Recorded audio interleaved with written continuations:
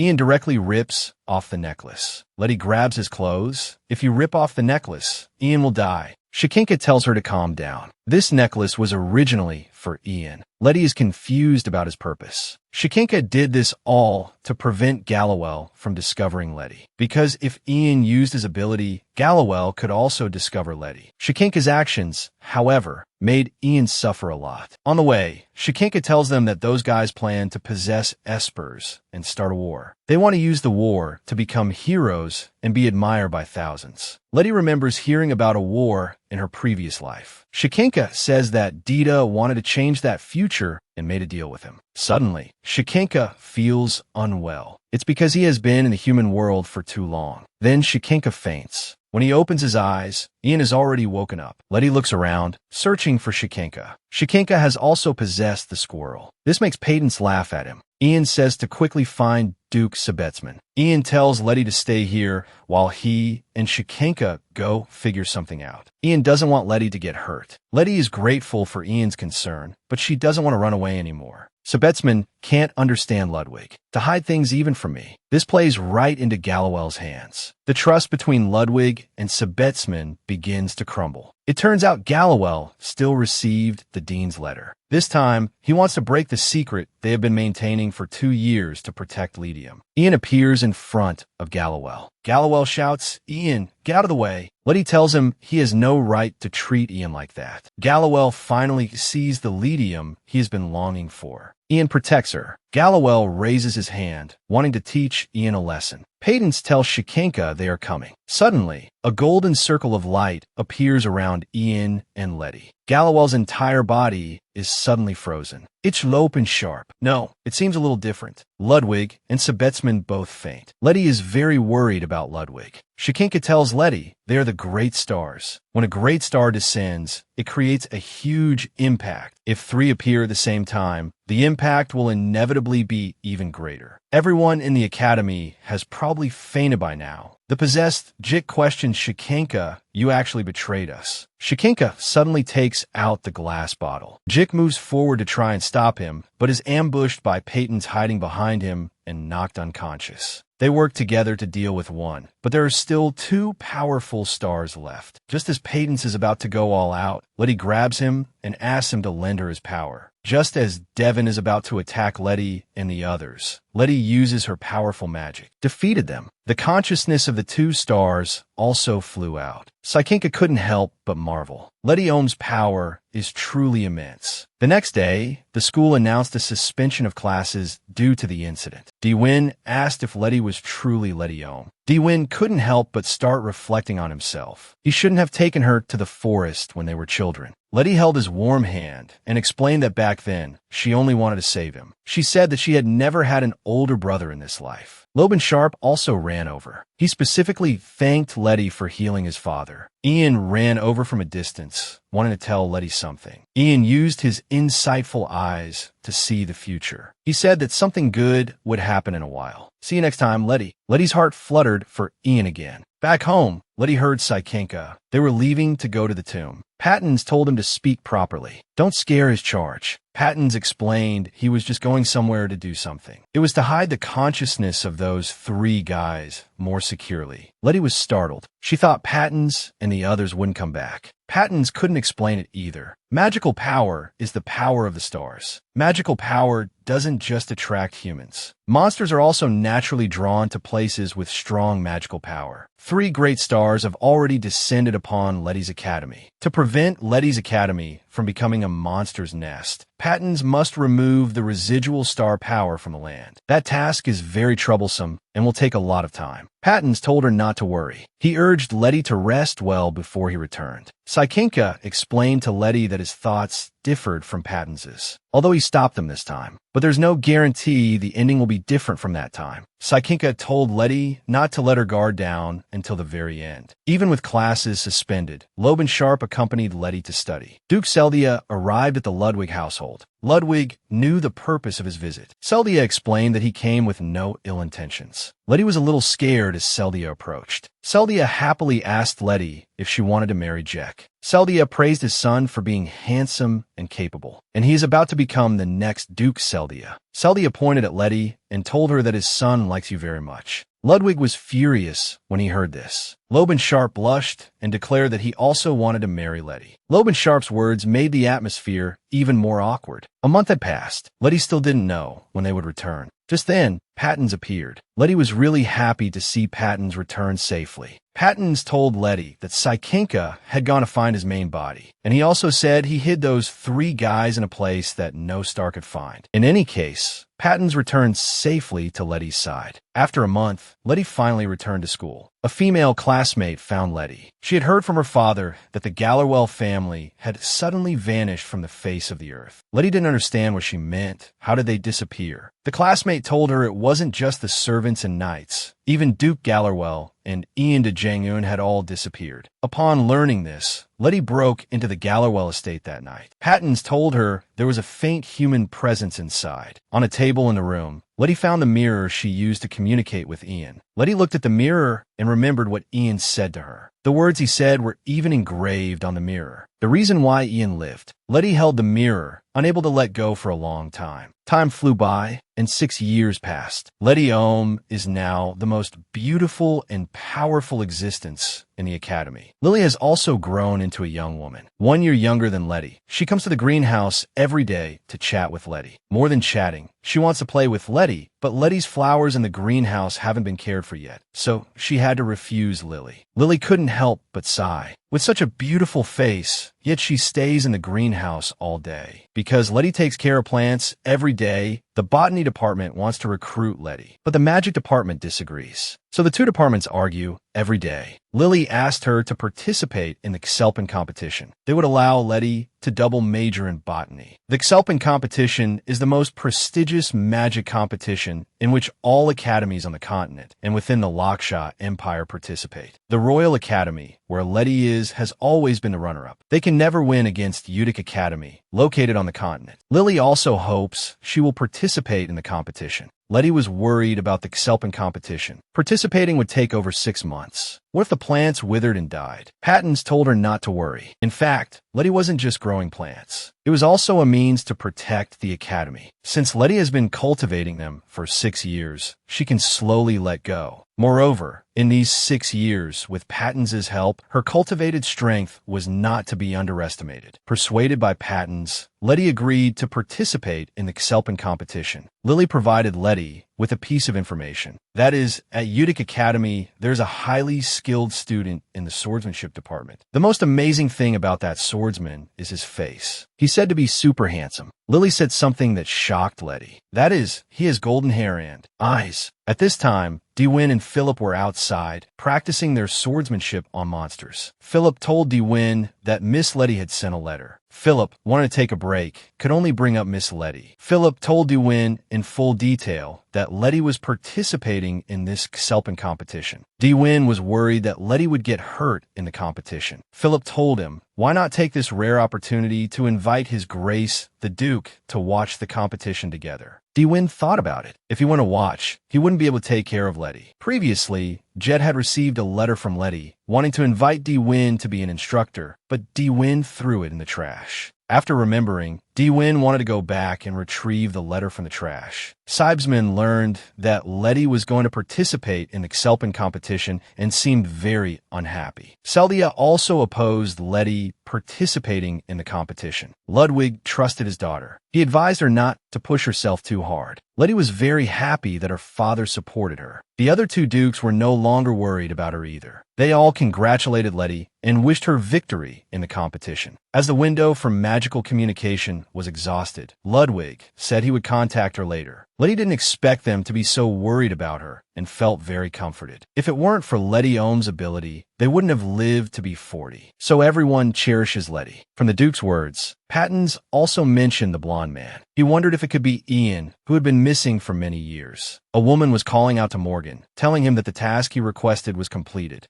Morgan picked up a broken mirror. The woman didn't expect that Morgan would prefer this ornament over a sword. The woman told Morgan that a very famous person was participating in the Xelpan competition this time. On the way to the Xelpan competition, Letty's convoy encountered an attack by monsters. Letty's strength was formidable, and she was the first to take down a huge centipede. The others were also fending off the monster attacks. Suddenly, a woman was targeted by a monster in front of her. Letty wanted to help. Morgan suddenly appeared and slayed the monster. When Letty saw this man, she thought he was Ian. But Pattons told Letty that this person was not Ian at all. Suddenly, another monster appeared. Morgan used magic to counter and kill it. Seeing the man use magic, Letty also felt that he probably wasn't Ian. The aura of a star fragment appeared at Letty's feet, but the star fragment she picked up was black. Pattons told Letty to inspect it quickly, but Letty instead asked the man if it was his. Pattons was speechless, because star fragments have no owner. Whoever picks it up becomes its owner. The man smiled and said it wasn't his. Letty saw that the man's smile was very similar to Ian's. The woman ran over to thank Letty for her help. Letty recognized them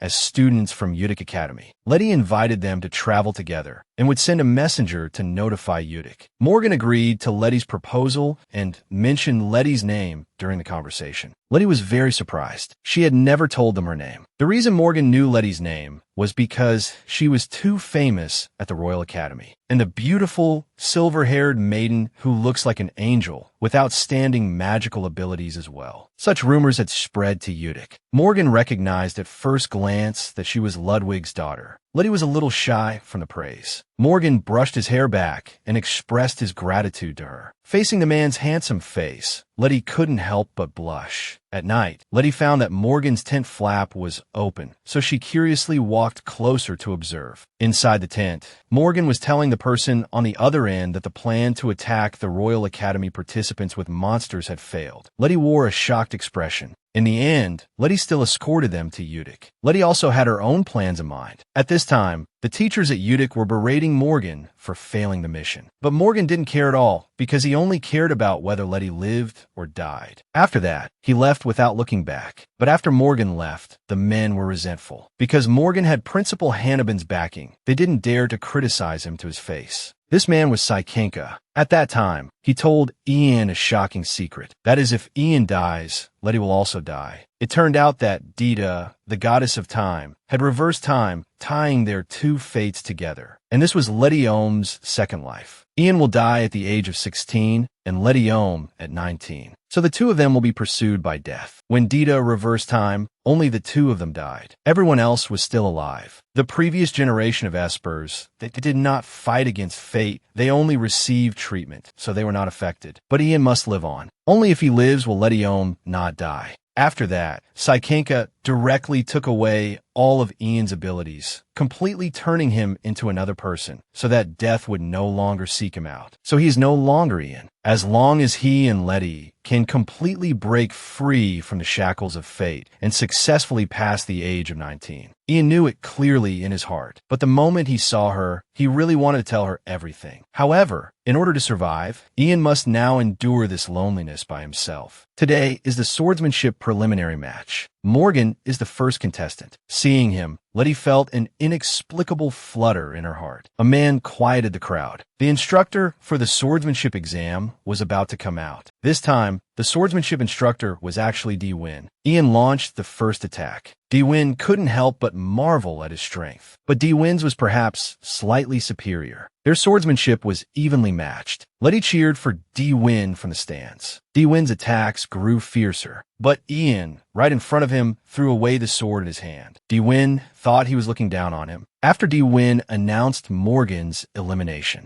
Because Di-Win, as an instructor, didn't go easy at all, the number of people who passed the exam for the whole day was 0. Letty found her brother, wanted to talk to him. A man told Letty that she was not allowed to chat with the instructor. Letty was a little disappointed, but Di-Win gave her a gift. Engraved on it were the 2 words for family. Seeing Letty receive the gift, Di-Win left. Letty was very happy to see the gift from her brother. 2 people saw Ludwig meeting with the 2 of them and thought they had used despicable means to eliminate Morgan. So they planned how to get revenge on them. Di-Win found Ian, wanting to ask him something. He asked if Ian thought he was ridiculous. Ian explained that it was just his own lack of skill, nothing more. Di-Win didn't ask any more questions and left. Ian thought Di-Win had discovered his true identity. De Wansudeni Sanseda Familiar Aura. That aura was clearly Ian to Jang Galler. Well, Sibesman told Ludwig that he had a very strange dream. He dreamed of seeing someone, a woman with silver hair. She asked him to his face if he could go back to the past to change the mistakes he had made, and told Ludwig that the woman looked a lot like Letty, but her aura was completely different. On the day of the first part of the semi-final exam, Ian was playing with a cat. Letty noticed that he was really similar to Ian. Pattons told Letty to snap out of it. 2 suspicious figures appeared behind Letty, so they grabbed Letty, trying to take her away. Professor Lambla used a spell to make them unconscious. Letty was just about to ask him how he appeared here. Professor Lambla didn't answer, but instead turned into a kitten. Ian held up the professor to make him listen to Letty finish her words. Afterwards, the professor used magic to bind them together with magic handcuffs. The professor told them if they wanted to get rid of the handcuffs, they should go to the examination hall, where someone could help them unlock them. The professor didn't expect Ian to chase after him while carrying Letty. The professor thought Morgan was a madman. Suddenly, a crazed horse appeared in front of them and charged towards Ian and the others. Ian used his 1.8-meter-long legs to kick the horse over. They lost the professor, and more people were staring at them. Letty discovered that Morgan didn't seem like a bad person. Ian felt that staying with Letty like this seemed quite nice. But Ian had promised Principal Hannibin. Hannibin promised Ian they wouldn't harm Letty. He also made Ian promise to abide by the agreement. He wanted Ian not only to win the championship, but also to gain fame. Ian was also suspicious of Hannibin, wondering if he was planning something. He had to keep his distance from him until he found out the truth. Ian told her he had a dagger on him and cut the handcuffs. Just then, Di-Win saw them together and was very displeased. Letty wanted to explain, but Di-Win wouldn't listen at all and told Morgan to come and spar with him. Letty asked him, "Aren't instructors forbidden from meeting privately with contestants?" She found that her brother had broken the rule, so she should be able to talk to him privately about coming to the Xelpen competition as an instructor. Di-Win told her this wasn't a private meeting, but an official exam. Right now, Di-Win just wanted Morgan to stop getting close to his sister. Di-Win felt he wasn't all talk. His swordsmanship was real. Ian thought that he must win here against Di-Win to first fulfill his promise to Principal Hannibin. Di-Win gave him no chance. The attacks from both sides were extremely fierce. Letty was just about to stop them. To Letty's surprise, Di-Win threw away the sword in his hand and let Morgan pass the semifinals. At this time, Lily was at the academy, looking after the flowers Letty was raising. Jack discovered Lily and helped her water the flowers. They passed by the principal's office and found the principal discussing something with Professor Lambla. Professor Lambla stated that he would keep monitoring Letty. The principal didn't understand, thinking he was still hung up on the trivial matters from 6 years ago. Professor Lambla told him that during the surveillance, it seemed that the people from Utic wanted to make a move on Letty. The principal became a little agitated. Professor Lambla also explained that the expressions on those people's faces were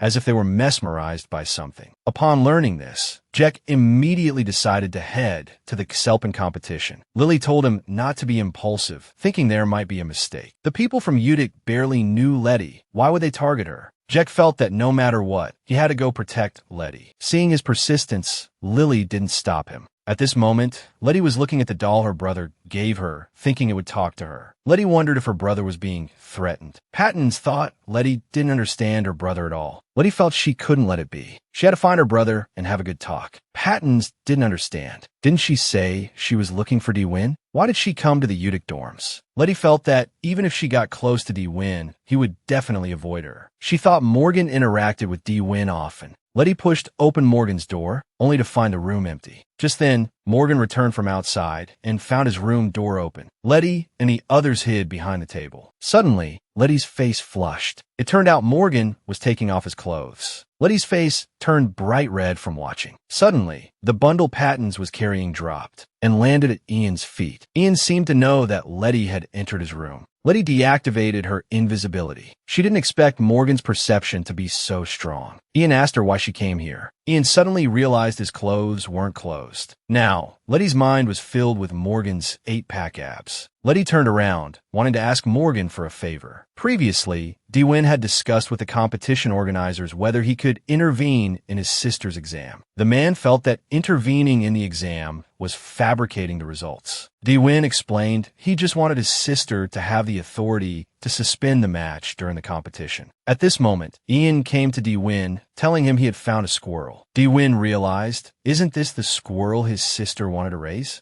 Morgan said he wasn't sure either. If they followed the flowery footprints, they should be able to find the answer. Dee-Win thought his sister had fallen into a bag of flour. Dee-Win anxiously opened the door. Letty told him that this time, he must talk to her. But Dee-Win seemed reluctant to tell Letty what was going on. Dee-Win didn't understand what kind of relationship he had with Letty. Letty wanted to grab her brother to have a good talk with him, but Dee-Win pushed Letty away. Letty lost her balance and bumped into a cabinet, and flour fell on her. Letty told him if he didn't want to talk, then he should never talk for the rest of his life. Dee-Win knew he had made a big mistake, but he didn't know how to explain it to Letty. Morgan said he should be leaving too. Dee-Win grabbed Morgan, thinking how could things have turned out this way if not for him. Professor Lambla infiltrated the principal's office at Udic Academy. Professor Lambla discovered a document on the desk. Written on it was a prayer to the god of time. At this moment, Dee-Win was lying on his bed, feeling very dejected. Dee-Win felt that Letty seemed extremely angry this time. Dee-Win imagined Letty growing old and still being unwilling to speak to him. What to do? At this moment, someone outside had a letter for Instructor Dee-Win. Philip asked him if he wanted to read it. Dee-Win had no energy at all, but he still reached out and took the letter. It was a letter of forgiveness, specially written by Letty. At this time, a teacher from Udic was chasing a squirrel. Ian realized it was Pattons. Ian immediately let go. He told the teacher behind him that his hand had slipped. Suddenly, a bolt of lightning struck the tree next to Ian. Ian told the teacher it was best to hide first. Then, a cleaning worker was about to fall from the roof. Ian didn't expect that damned death would actually threaten other people's lives. It was because of this that Ian couldn't stay by Letty's side. Suddenly, someone cast a wind spell and saved a man. It was Letty who had rushed over. Seeing her smile, Ian couldn't help but feel a little shy. The two chatted for a bit. Suddenly, Ian discovered the ornament he carried was gone. So he hurriedly said goodbye to Letty and went to look for the lost ornament. It turned out Ian's ornament had been accidentally taken by Pattons. Letty asked him what on earth had happened. It turned out Pattons' hand had slipped and a ring accidentally flew out. Then he was chased all over by a man. And halfway through, it got entangled with Morgan's ornament. Letty decided to return this item to Morgan because the ornament was very important to him. Suddenly, the ornament in Letty's hand lit up. It seemed to be playing some memory scenes. Inside were scenes of a maid and Ian. The maid asked, "Don't you need to tell Letty?" But Ian refused because he couldn't tell Letty. Only by leaving her could she live. The end of the memory was Ian's longing for her. At this moment, Ian was searching for something. Letty ran over and gave him his ornament. Ian was very emotional upon receiving it. Suddenly, Letty wiped the dirt from his face, asking if it was so important that he got his face all dirty. Ian felt this thing was more important than his life. Suddenly, it started to rain. Ian took Letty's hand and led her away. Meanwhile, Professor Lambla was hit by magic and passed out. It was the principal of Udic who had discovered Lambla's presence. But Hannibin didn't seem to plan on killing him because he felt he could be useful. Lily was crying and begging her brother to find Jack because Jack had told her he would write to her. Lily thought something might have happened to him and wanted her brother to look for him. Loebensharp thought that guy was an Esper, so there was no need to worry at all. Loban Sharp recalled Lily's worried expression and wondered if she liked Jack. Before Loban Sharp could go look for him, Jack had already found him. The child introduced himself as Kai Shang, a great star possessing the power of a ferocious beast. In other words, he was an ancestor of Jack's family. Loban Sharp thought he was a liar who was just bragging. Kai Shang complained, "If it weren't for the mistake made 6 years ago, when the monsters invaded the Royal Academy, the 3 great stars were stopped by Letty." Loban Sharp was still a bit skeptical. Kai Shang extended his hand, telling him he could awaken the instinct hidden deep within his body. Loban Sharp found that he hadn't used his ability, yet it was activated. Kai Shang stated that he was neither a liar nor an enemy, and told them someone wanted to kidnap Letty. Jack said they were gathering espers to retrieve the great star's main body. As long as they kidnap Letty, all the espers will gather.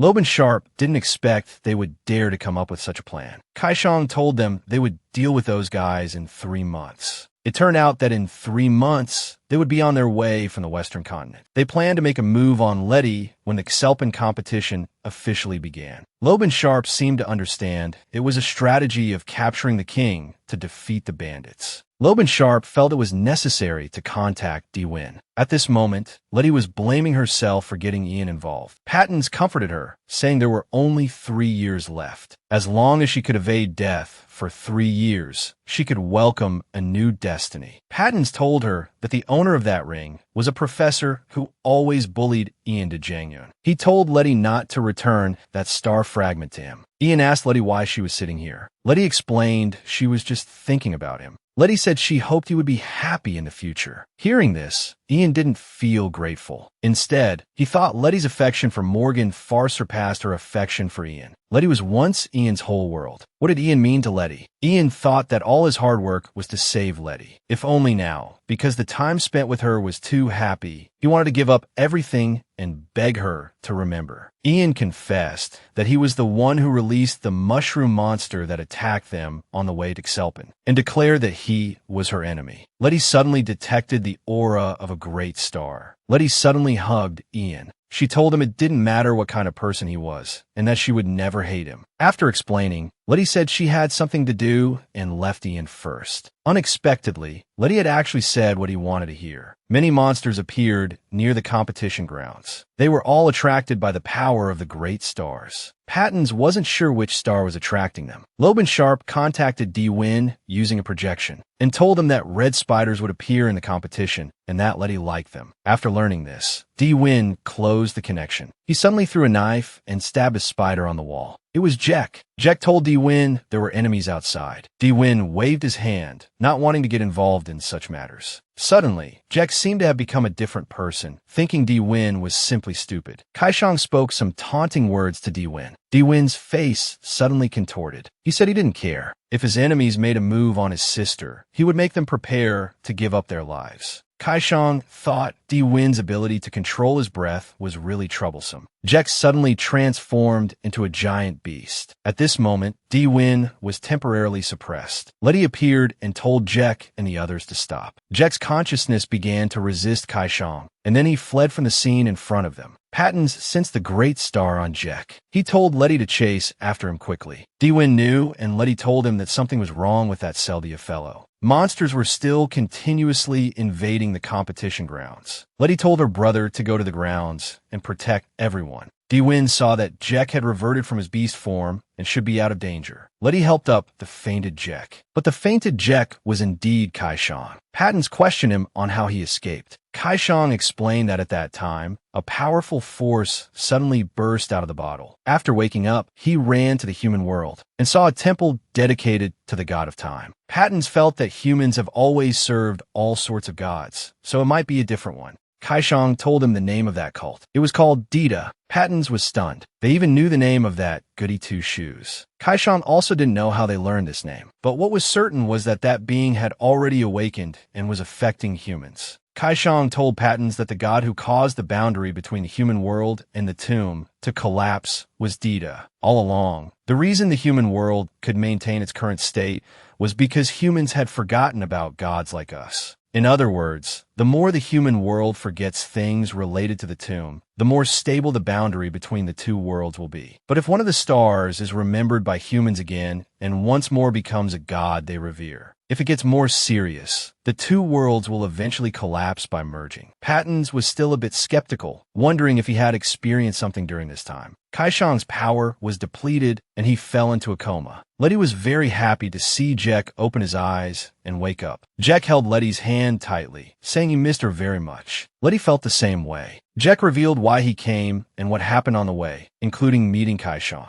Letty also found it strange, as she hadn't seen Professor Lambla for the past few days. Suddenly, Jack sensed something. He looked out the window, explaining that he had just felt someone's gaze. Letty couldn't help but marvel at how sharp his senses were. Letty recognized Ian outside the window. Jack sensed that they seemed to know each other. Letty thought about how perceptive Jack was. If they continued to talk, he might discover Ian's true identity. At night, Di-Win was patrolling with Philip and discovered a mysterious person in a black robe. Di-Win grabbed him and questioned what he was doing. Suddenly, the mysterious person self-combusted. Di-Win and Philip were shocked. Di-Win found Letty and asked her if she knew who Morgan was. Letty explained that, of course, he was a student from the swordsmanship department, not only handsome, but also very strong. Di-Win continued to ask if she had ever seen a dark aura on him. Letty indeed thought that was impossible. But inside, Letty was already in a panic. Di-Win had only mentioned his name, and his sister became so flustered. He wondered if she liked Morgan. Di-Win thought she probably didn't know that guy was Ian. As long as she was fine, Di-Win didn't plan to stay. Letty wanted her brother to wait, wanting to help him purify. Di-Win told her not to bother with unimportant things and to eat quickly. Letty sighed that her brother was really something. If he was worried, he should just say so. He was so untruthful. She asked Pattons if he didn't think so too. Pattons told her that that guy still remembered how she looked when she fainted. Suddenly, Pattons seemed to think of something. Pattons told Letty to go find Ian immediately. She had to see the memories in that ornament again. Letty found Shamad and asked him where Ian had gone. Shamad didn't know where Ian went either. Letty asked him what these things on the ground were. It turned out Shamad was from a mechanics department. Letty had heard he became the champion of the mechanics department. Shamad was very modest, saying his level was just that of an ordinary person and couldn't compare to them. Letty thought she was also an ordinary person. Letty wanted to ask Shamad for help, if he could make one of those video devices for her. She wanted to give them to the people around her. Shamad told her to write down the desired shape or materials. Letty asked him if he often made ornaments for Morgan. Shamad remembered that before coming to the competition, he suddenly brought a cracked piece of glass and earnestly begged him for help. After he helped him fix it, he was as happy as if he owned the whole world. Even now, he would occasionally stare at that ornament without blinking. Letty guessed that the item might contain memories of him and his lover. Shamad thought that since he was so handsome, how could he have never dated anyone? Perhaps whenever he saw that ornament, he would remember a lover who had passed away. Hearing that she was Ian's lover, Letty's face turned red as a ball. Shamad saw Letty's shy appearance and suddenly realized, does Letty like Morgan too? Thinking carefully, the two of them had even walked around the city holding hands before. Shamad thought they were dating and had said something he shouldn't have. He quickly explained that he probably just likes the ornament itself. After all, it was a heartfelt gift that he had carefully made. It's probably easier to be moved by something like that. Shamad also explained that he had known him for 6 years, and this was the first time he had asked for such a thing. Letty didn't expect they had known each other for 6 years. She thought it was Shamad who accompanied Ian through his most difficult times, all during the period she was absent. Letty thought that they had been apart for so many years. She began to think she was being too greedy. Shamad told Ian that Letty had come looking for him today. When Ian learned Letty was looking for him, he planned to go himself. Shamad told him Letty would come again at night. Seeing Ian's expression, Shamad was 100% sure that something was developing between them. Then he shared with Ian what Letty had requested, and that Letty really liked his dagger and ornament. Ian continued to ask him what color Letty liked. Shamad asked him if he liked Letty. Ian agreed without hesitation. Shamad didn't expect him to be so direct and asked when Ian planned to confess. But when Ian heard about confessing, his mood instantly plummeted. He told Shamad that he would not confess to her. After saying that, he went out to find Letty. Ian asked her if she needed any help. Letty wanted to borrow the ornament on his sword, thinking that if it was inconvenient for Ian, he could refuse. Ian smiled and said of course he could lend it to her. Letty expressed her thanks and left in a hurry. Ian wanted to escort her, but Letty said she wanted to go back by herself. Ian suspected that Letty might have discovered something. Philip told Dewin that the suspicious person who burned himself before, some guys on the continent, if they get caught, they just end their own lives. And this matter is related to the principle of Udic. And Morgan is also his dog. Morgan was suddenly attacked by Dewin at the training ground. Dewin thought he was just pretending to be innocent, but actually wanted to stab Letty in the back. Ian said he never thought of stabbing her. Dewin told him to give an explanation. At this moment, Letty was still feeling jealous over Ian. More than that, Letty wanted to know what was special inside the ornament. After saying that, Letty used her magic to activate it. The scene with Ian and the maid appeared again. Pattons told Letty to pause the image. From the image, Pattons told Letty to zoom in on this person's eyes. This person was Sykenka. In his eyes, she saw her appearance from her past life. Letty felt it was very strange. How could she be there? Pattons explained that because of his insightful eyes, Sykenka's eyes reflected what was hidden in the mirror fragment. Letty worried if Ian had also seen her appearance from her past life. Pattons told her that Ian de Jangun's insightful eyes could only distinguish between truth and falsehood in front of him. However, Sykenka's power was on a completely different level. He could not only see the past, but occasionally even the future. Pattons was very confused now. He didn't understand Dita's reason for resurrecting Letty. And Sykenka had actually seen her past life's image from that mirror again. Pattons planned to go to the tomb again to get things clear.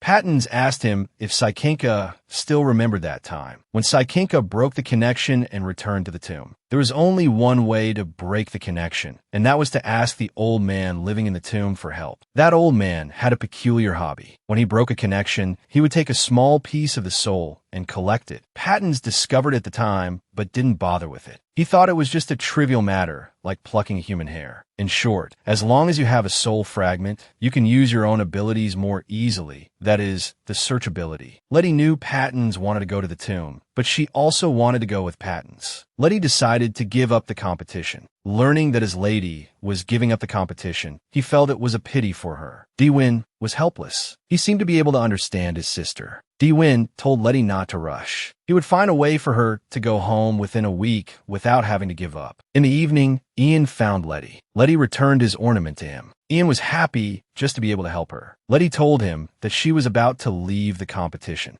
Ian was flustered. He grabbed her hand and asked where she was going. Letty said she wanted to say goodbye to him in person. In fact, Letty realized she was jealous over Ian. Letty really liked Ian, but she felt that she wasn't by his side during his most difficult times. Letty felt she was unworthy. Suddenly, Ian burst into tears, not wanting Letty to leave him. Letty saw Ian break down and cry. She was worried that Ian had been acting as the principal's dog just to stay alive. But Ian didn't regret it. Everything Ian did to survive was for Letty. Ian began to suspect that the things he did had become reasons for her to hate him. It would be better to give up everything. He originally planned so that death could never find Letty, but in the end, he might miss her himself. After death truly leaves, will anyone still be by his side? A voice in Ian's heart kept urging him to confess to Letty, to tell her the whole truth. In the end, Ian still didn't say it. Instead, he gave Letty a hug. It was because he loved her that he had come this far. Letty asked him why he told her not to go, asking if he knew where she was going. Ian shook his head. He just felt as if Letty wouldn't come back. Letty thought Ian was both gentle and kind, and felt a little reluctant to leave. Suddenly, Letty kissed Ian on the cheek. Letty softly told Ian that what he was worried about wouldn't happen. She would definitely come back then, and for his sake, Letty would also come back alive. That was the vow she once made to him. Ian understood Letty's feelings and gave his ornament to Letty, telling her she must return safely. A week later, seeing that her brother still had no solution, Letty planned to sneak away by herself. As soon as she went out, she ran into her brother. Dewin knew she wouldn't just sit still, so he handed her the solution he had. On it was the official assignment for the competition. It required student Tirais to cross the Ram Desert, turn back after reaching the end, complete the entire process within 3 weeks, and pull out the KSEL flag planted at the end of the desert. This was the optimal solution Di-Win had come up with for her. Letty didn't expect that her brother, who was usually so worried about her, would actually give her such a difficult task. Di-Win knew what she was thinking right now, so he didn't plan on letting her go alone.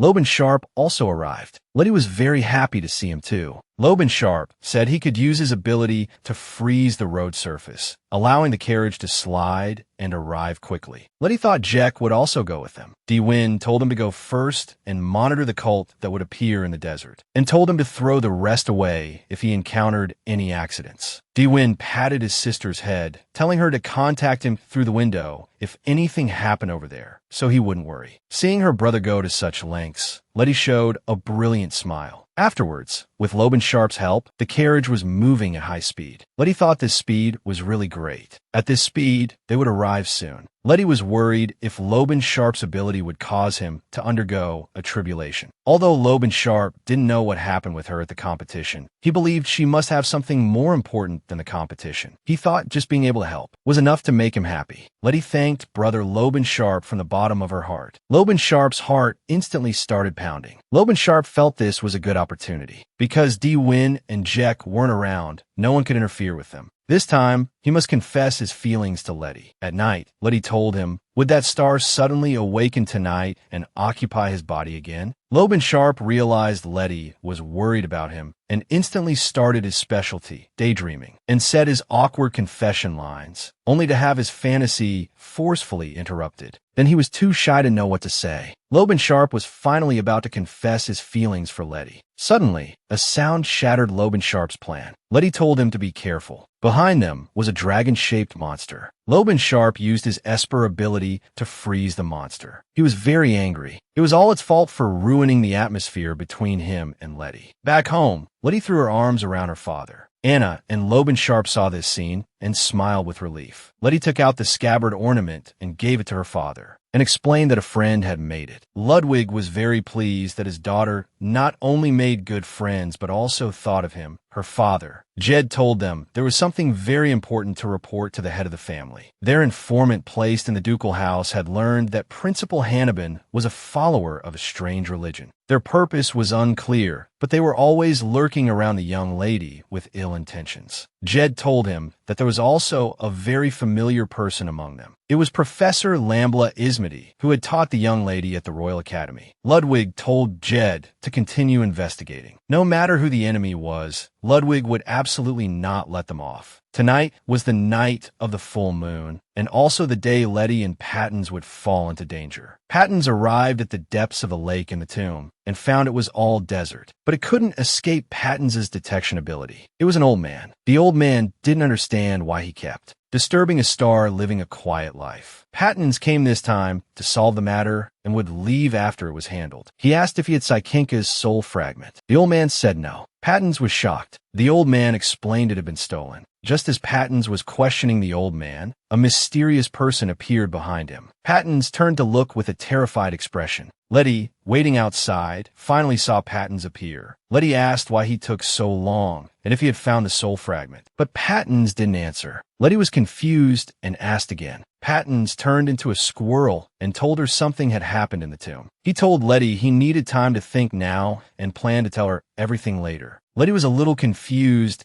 but didn't feel it was right to ask. Letty prepared to leave the ducal estate. Ludwig and Jed were very reluctant to see her go. Loban Sharp declared in front of the Duke that he would definitely deliver his daughter safely to Anna. He teased Letty that he could also help her during the competition. Letty saw that her father's dark aura had accumulated a lot again. Letty hugged her father, wanted to say a final goodbye. During the hug, Letty used purification magic to try and heal her father. Suddenly, Letty felt a sharp pain and fainted. Ludwig looked at the daughter in his arms, who had suddenly become very weak. He discovered his daughter was coughing up blood and had passed out. The Pattons in Anna's arms jumped out and actually transformed into a woman who looked exactly like Letty. Ludwig didn't understand who she was. The woman told him she was a god and was going to take Letty away. Jed drew his sword and charged at the woman, but suddenly found his body completely unable to move. The woman asked Ludwig if he wanted to go back to the past, back to the day the Duchess died. After speaking, the woman vanished before everyone's eyes. Immediately after, the fainted Letty also disappeared. Ludwig and everyone else were filled with horror. At this moment, Ian was still fantasizing about Letty returning safely when Di-Win found him, wanting to go somewhere else to have a good talk with him. Ian thought it was the same no matter where they talked. Di-Win was furious and revealed Morgan's true identity. At the same time, death also came for Ian. The lightning striking from the sky was all blocked by Di-Win's powerful aura. Ian didn't understand what had happened. Di-Win told him that Letty had disappeared. It was that squirrel that turned into a silver-haired woman. Di-Win said if it was Hannibin's doing, he would kill Ian and the others on the spot. Ian told him the squirrel by Letty's side was the Great Star Patents. He told Di-Win that the one who took Letty was the silver-haired woman he mentioned, the star who created Letty Ohm. It was the first time Di-Win had heard of such a thing. Ian told Di-Win that if Hannibin wanted Letty's life, he would kill him first without hesitation. At this time, Principal Hannibin was being interrogated by people from the ducal estate. Ian also went to find Hannibin at this moment. When Hannibin saw Ian arrive, he thought he was here to save him. Ian grabbed him by the neck and demanded to know where Letty was. Learning that lord had succeeded, Hannibin revealed a sinister smile. He immediately took out a bottle of poison and drank it all. Finally, he committed suicide in front of everyone. The injured Professor Lambla emerged from the shadows. At this moment, Jack, Di-Win, and the others had no countermeasures for Letty's sudden disappearance. Loban Sharp blamed himself for not protecting Letty properly. Di-Win was furious. Whether the opponent was human or god, he would make them pay the price. But Jack was much calmer. He calmly analyzed and told Di-Win, when they pray, which god's response do they receive? Di-Win planned to find them and interrogate them one by one, no matter how many there were. Professor Lambla thought Di-Win was as reckless as ever. Those present were shocked to see that Professor Lambla was injured. Professor Lambla explained that he was captured by Hannibin and the others, who threatened him to find Letty's whereabouts. When he refused, he was subjected to inhuman abuse. Professor Lambla told Di-Win and the others about their plan. At this time, Letty was imprisoned by Dita in her own space, and inside, she met the similarly imprisoned Saikenka. Saikenka told her that this was the world controlled by Dita. She not only restored Letty's blood-stained body to its former state, but also created this stage for her. This was the dungeon of the Gallowell house. That fear still made Letty's skin crawl, but she was not afraid and instead planned to find a way to escape. Letty had many things she wanted to ask Saikenka, such as how he could see her past and about her life being connected to Ian's. Saikenka told her that the cause of all this was the Duke Gallowell from her past life. One day, Duke Gallowell had a dream. He dreamed that the goddess of time would turn back the world, and that medium was Letty Ohm. Duke Gallowell continuously begged the Dita that had entered her body to return Letty Ohm to him. The Duke said that as long as he could have Letty Ohm until he died, he would offer you and Ian as sacrifices in the time reversed by Dita. Letty had no memory of Dita entering her body. Letty recalled carefully. It was because after she purified Duke Gallowell, she was sick for many days. On the day she woke up, Gallowell told Letty that he had made a deal with a cunning fellow, giving him the you that the him from another timeline should have possessed. But the him in this timeline would never lose Letty Ohm. Letty remembered some things. The reason Letty had memories of her past life was probably because Dita had once entered her body. Of course, Dita had been dormant for a long time in this life. It was only later that Dita spent several happy years at the Ludwig household. Saikenka also explained that the reason he could see her reflected in his eyes was because of Dita's memories that had permeated most of your and Ian de Jangun's lives. It was only after Saikenka saw those memories that he understood everything about the past timelines, including what Dita used them for. Letty was confused about what she was going to do. Saikenka told her that Dita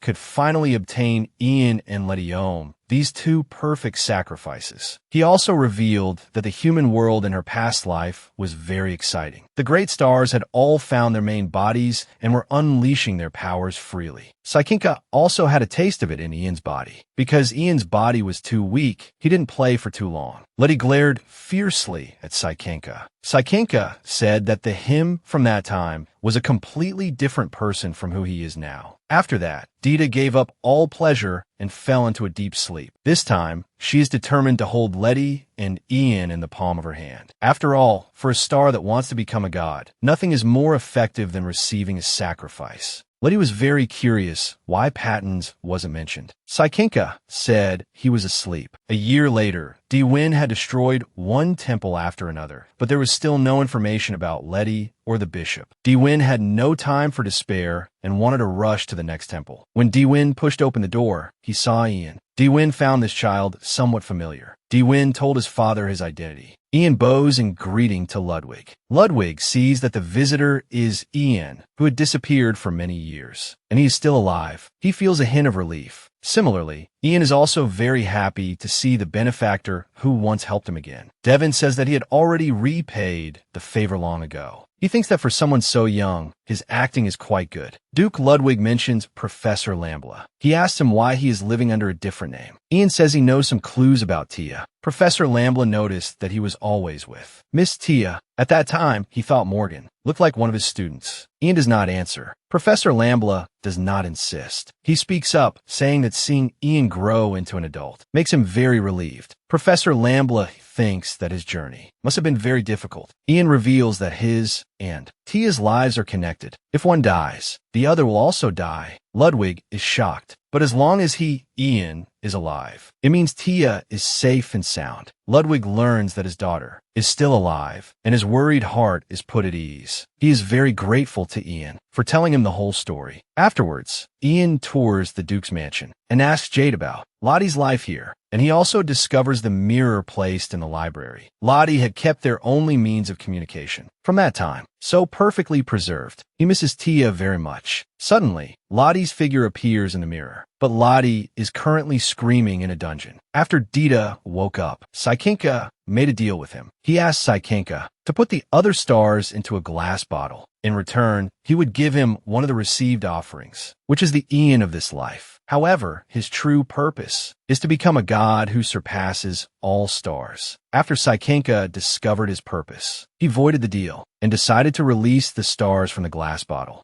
In the end, he only had time to release Kaishang before being locked up by Dita. It doesn't matter if he's locked up here for hundreds of years, because what stars have most is time. Saikinka sees her persistence and decides to help her after all. He also harbors a dislike for Dita. Lottie asks him if they're in a crack in time, where the flow of time is different from the human world. Saikinka explains that a few short minutes here are equal to several years in the human world. Lottie worries that if Dita becomes a god, he will definitely go after Ian. When that time comes, Lottie must be by his side to help him. Saikinka thinks she wants to return to the human world, just to save Ian. Is that all? This makes Saikinka a little confused. But then again, as long as Lottie is alive, it means Ian is also safe. Besides, Dita needs to receive praise for at least 100 years to become a god, even if the flow of time is different. That much time shouldn't have passed yet. Saikinka comforts her and says that if she listens obediently, he will show her something interesting. Saikinka uses his power to bring her to Dita's collection room. It turns out these mirrors can show what is happening in the human world. Meaning from this place, one can watch the human world. Lottie asks if they can only watch and not enter. Saikinka tells her not to dream. Only Dita can travel freely through them. Suddenly, a sneeze is heard from behind them. It turns out to be the trap Patents. Lottie sees Patents and rushes over like a mad person. Saikinka is helpless and tells her that besides Dita, no one can pass through. Suddenly, Lottie disappears from in front of Saikinka. At this moment, Patents sees his contractor falling from the sky and is also extremely shocked. Lottie sees Patents as if seeing her own big brother and is so emotional she's about to cry. Patents excitedly runs to comfort Lottie and in front of the old man. He praises his contractor for being amazing. Lottie asks him where this is. Has Patence been here all this time? Patence is also helpless, but that is indeed the case. This is inside the tomb. It is a space that belongs only to Dita. The only exit to the outside world is that mirror. So this place is also called the Tomb of the Stars. If Dita won't let him out, Patence still has a way. It turns out Patence's method is to possess Lottie's body. The old man praises him for thinking of such a clever method. Hearing the old man's praise, Patence can't help but feel proud. Just as Patence's hand reaches in, some kind of rejection occurs and sends Patence flying. Patence didn't expect that even this wouldn't work. Thinking Dita is truly meticulous, Sykinka grabs Lottie's hand and tells her to come out quickly. He is also very lonely over there. Lottie knows that not much time has passed over there. Lottie suddenly realizes she can communicate with Sykinka on the other side without any barriers. This means if part of Lottie's body passes through the mirror, the time on both sides will synchronize. Lottie thinks maybe she can use this. Patence doesn't want Lottie to leave him. Lottie plans to go to the library to find that mirror in the library. That way, she can contact her father. The old man says he's been abandoned. Lottie immediately replies that she hasn't abandoned him and will come to save Patence and will rescue him too. Patence is very proud because Lottie is incredibly cool right now. Lottie tells Sykinka to find another mirror, the one she and Ian used to communicate as children. Sykinka didn't expect that they actually used a surveillance mirror to chat. Did she also cast a communication spell on it? Lottie finds a similar mirror, but it's a broken one. Sykinka points to a mirror in the distance, very similar to the one in her hand. Sykinka knows why. You were able to chat using the mirrors, because these two mirrors face each other. But for two people bound together by death, to have their mirrors coincidentally facing each other, could this be fate? Lottie sees Ian in the mirror, with someone who looks very similar to him. Sykinka recognizes him at a glance. This is the high priest of the cult of Dita. Sykinka complains about Ian, although he doesn't have a discerning eye now. Mistaking someone for another is too ridiculous. Lottie wants to say a few words, but is afraid Ian won't believe her. Suddenly, Sykinka senses something. His pupils tremble. Sykinka pushes Lottie into the mirror, telling her to hide well, that person is coming. Dita finds Sykinka here and asks him where the child is. But Sykinka says that he hasn't seen her since he woke up. Sykinka questions him about his plan to extract the other stars, true forms left in human bodies. Sykinka didn't even know what Dita was planning and foolishly put the stars into the glass bottle with his own hands. Dita apologizes to him. He had no other choice, because to turn back time, just becoming a god is not enough. So when the time comes, he will ask for their cooperation. Sykinka doesn't understand what purpose is so important that he would go this far. To turn back time and lock Lodium here. It's also because you don't want to lose her, right? Don't you hope that even if time is reversed, the current Lodium will remain by your side as she is? But even so, will Lodium really thank you? Forcing her to live alone in a world where all the important people no longer exist. Sykinka advises him not to be greedy anymore. But Dita says Lottie is his child and thinks it's not Sykinka's place to worry about her. 1 year and 5 months ago, it had been 7 months since Lottie went missing. This time, they found her in the desert. Lottie had collapsed right before their eyes. Lottie cried, having finally met her brothers. Shabanlop offers Lottie hot tea, telling her to take her time and tell her story. Lottie is very grateful to Brother Shabanlop. She explains that she was captured by Dita and was scared at first, but later she discovered that Dita is a kind star. He cares more than anyone else, and to protect this world, humanity needs the help of Lodium, which is her own power. After spending a long time with Dita, Lottie gradually began to trust him. That's why Lottie decided to personally become the high priestess of the cult of Dita. Shabanlop hears that Lottie has become the high priestess of the cult of Dita. But did the cult of Dita exist before Lottie was taken? Lottie's gaze is a bit evasive. She explains that Dita probably had someone else be the high priest first. She's not too clear on the details. Afterwards, Lottie says she is working for the cult of Dita because she knows everything they do is for the sake of humanity. Then she learned the news that her brothers were destroying temples everywhere. But Devon says they were just looking for her. Lottie explains that she knows all that and thinks there must be some misunderstanding. Afterwards, she realized she had to find them no matter what, to explain things clearly. But because the desert was hotter than expected, she ran out of energy and fainted. If Zeke and the others hadn't found her, she probably wouldn't have made it. Shabanlop comforts Lottie, telling her not to worry anymore and to come home with them. Devon and Zeke are very cautious. They both sense something strange about Tia, because Tia fainted while crossing the desert. But for her, a desert like this should be nothing. And the desert is so vast. Yet she happened to faint on the very path they had to take. This is also suspicious. It seems like a deliberately staged coincidence. Zeke explains that her scent is indeed Tia's. Devon says they should still take her to their father. Anna sees her young lady appear alive before her and is deeply moved.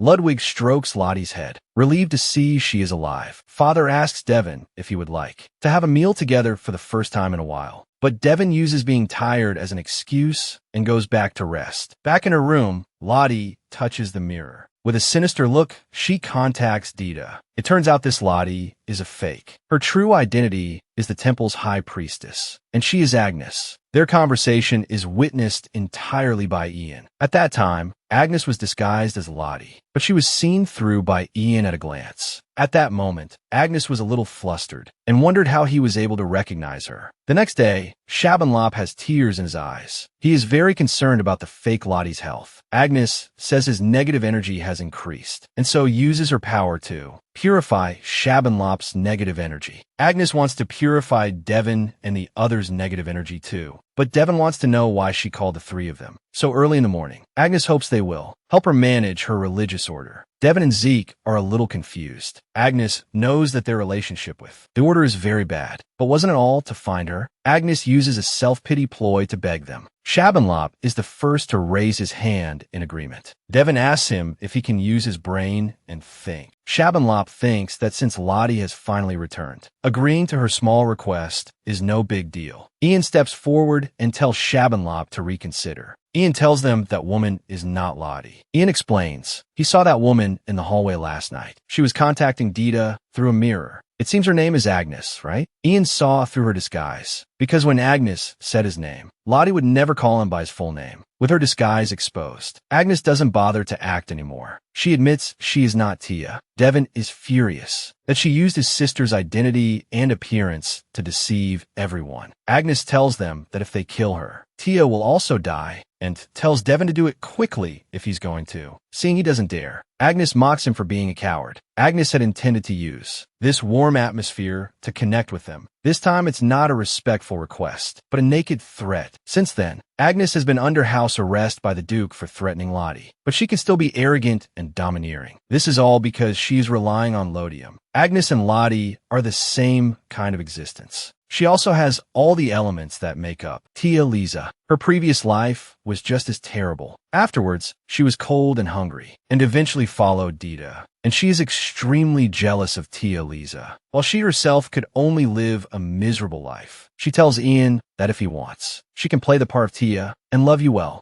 Ian just scoffs disdainfully. 1 year and 5 months later, Lottie finally returns to the human world. This was all thanks to Sykenka helping her escape from Dita's control, and she finds that this place seems to belong to a religion. She doesn't know how much time has passed. At this moment, Shabanlop appears in the temple. Lottie finally sees a familiar person again and excitedly calls out Brother Shabanlop. Shabanlop, having been emotionally deceived by Agnes, now grits his teeth at her, so he uses magic to warn her not to come closer. Lottie is frightened and backs away repeatedly, tremblingly calling out Brother Shabanlop. Shabanlop is furious and warns her again while shouting Agnes's name. He leaves after uttering harsh words. Lottie sees how angry he is. She wants to know what Agnes did to him. Lottie encourages herself to go back and ask her father for help. Now Lottie doesn't know how to make everyone believe her. The road back seems to be very difficult. Ian suddenly grabs Lottie from behind. Seeing that Ian is safe and sound, she is very happy inside.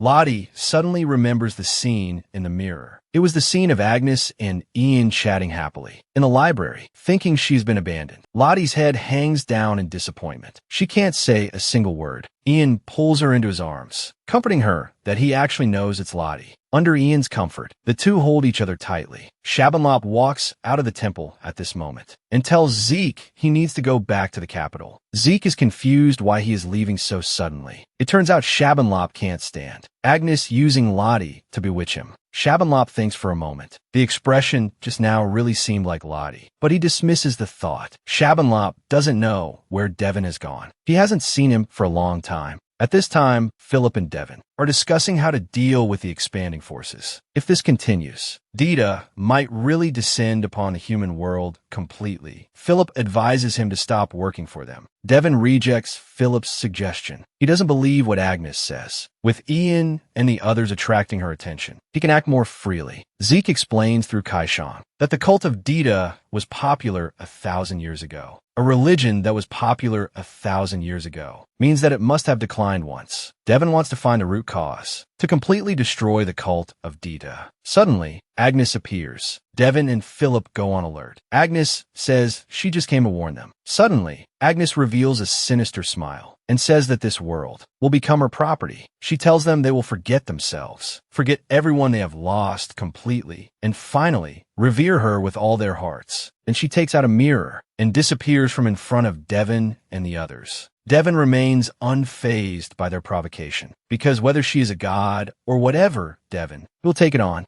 Ian explains to Lottie the reason why they are working at the temple. Lottie didn't expect that while she was away. So many things had happened. Lottie asks him how much time has passed. Ian says about 2 years. But Ian always believed that Lottie would return safely. After all, that was what Lottie had once promised him. Lottie tells him that in 2 years, Morgan is already 19 years old. At 19, Lottie and Ian are the same age. So the 19-year-old she's talking about isn't Morgan, but Ian. Ian, his emotions surging, hugs Lottie tightly. He tells her he will never leave her again. Lottie wants to know why Ian would go against a god for her sake. Ian tells her it's because of love. Lottie asks him if he doesn't like Shamad. Ian doesn't understand why Lottie would say he loves Shamad. Ian doesn't know if there's some misunderstanding, but he tells Lottie that he can't love two people at the same time. Ian says the only one he loves is her. Lottie only now realizes that Ian has only ever loved her. Lottie also confesses her feelings to Ian, just as the two are about to kiss. Suddenly, a large hand blocks their way. It's Zeke, who greets Tia. Lottie is a bit embarrassed. Zeke must have seen their affectionate moment, but Zeke hugs Lottie instead, saying he has missed her very much these past 2 years. Lottie gently pats him, saying she missed him too. Ian gets a little jealous and tells Zeke to let go of Lottie. Zeke refuses. Ian asks him if he rushed to the room for something urgent. Suddenly, Zeke gets a headache. Kaishang possesses Zeke's body, afraid that he wouldn't be able to explain clearly. Kaishang explains that the field mice are fleeing. This means disaster is about to strike. Ian and the others ask what disaster. Kaishang tells them Dita is coming soon, so they must prepare a counter strategy immediately. Kaishang's pupils tremble. Dita has already descended. Kaishang and Zeke collapse to the ground. At this moment, Paytons is shouting here. The contractor has noticed that he and Morgan are developing quickly. You two are hugging so tightly. Lottie tells him to stop joking and wants to know how they got back into the tomb. Paytons tells her that Dita brought them here and tells her that Dita is planning something big. Dita knows the flow of time in the tomb is the same as in the human world, so he plans to use the mirror to check the situation. Ian suddenly hugs Lottie and points his sword at the guy in front of them. Paytons hears him call him guy and becomes furious. Lottie realizes Ian has never seen Payton's true form. Paytons tells Lottie not to tell him yet, because being stuck in the tomb for so long is boring him to death. He wants to take this opportunity to warm up.